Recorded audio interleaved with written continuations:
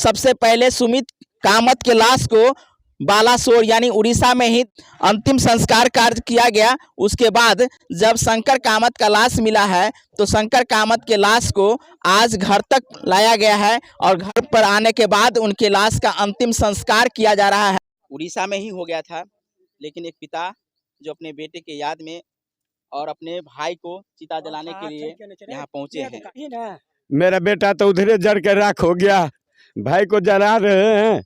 भाई के इतना बास आ रहा है कि भाई उसमें नाक नहीं दिया जा रहा। बालासोर में ही सुमित के लाश को अंतिम संस्कार किया गया। 8 दिन बीत जाने के बाद लाश की क्या स्थिति रही होगी, इसलिए ताबूत के साथ ही उनके लाश को जलाया जा रहा है। अभी हम बेलवार गांव में पहुंचे हैं, जो मधुबनी जिला के राजनगर प्रखंड का ये गांव है, जहां 2 लाश एक साथ आना था। लेकिन आपको बता दें कि शंकर कामत का लाश नहीं मिलने के कारण सुमित का संस्कार कार्यक्रम पहुंचे हैं। क्या कहेंगे? एक तरफ बेटा और एक तरफ मैं क्या बोलूँगा, मेरा बेटा तो उधरे जड़ के राख हो गया, भाई को जला रहे हैं। भाई के इतना बास आ रहा है कि भाई उसमें नाक नहीं दिया जा रहा। अब अंतिम सरकार कर रहा, सरकार से मदद मिला है। तो आप देख सकते हैं, ज़्यादा पूछने की स्थिति में नहीं है। घटना के बारे में सारी जानकारी आपको पहले भी दे चुके हैं और इस घटना के बारे में इसलिए अंतिम देना था क्योंकि इनके लाश के लिए लगातार कई दिनों से इंतजार किया जा रहा था। ये शंकर का भाई है जिनके गले में उतरी है और ये जब बालासोर पहुँचे हैं तब जाकर के इनको डेड बॉडी सौंपा गया है। तो यहाँ तक लाने का क्या कारण था? यहाँ नहीं आने दिया जा रहा था या नहीं, ऐसा कोई बात नहीं है।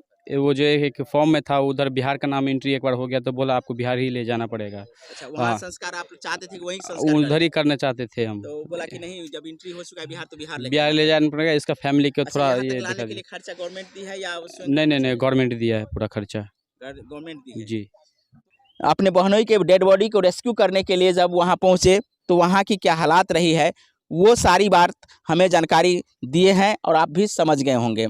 तो अभी देख सकते हैं चिता जलाई जा रही है और उनका छोटा बालक जो माँ अपने पिता को अग्नि दे रहे हैं और उनका भाई जिनके गले में उतरी है वो भी मात्र 15 से 16 वर्ष का है और उनके पीछे पीछे उनका बेटा जो मात्र 5 से 6 साल का है। वो कुछ नहीं समझ रहा है, वो नहीं समझ रहा है कि अपने पिताजी को अब अंतिम दर्शन के रूप में अंतिम संस्कार करने के लिए चिता में आग लगा रहे हैं।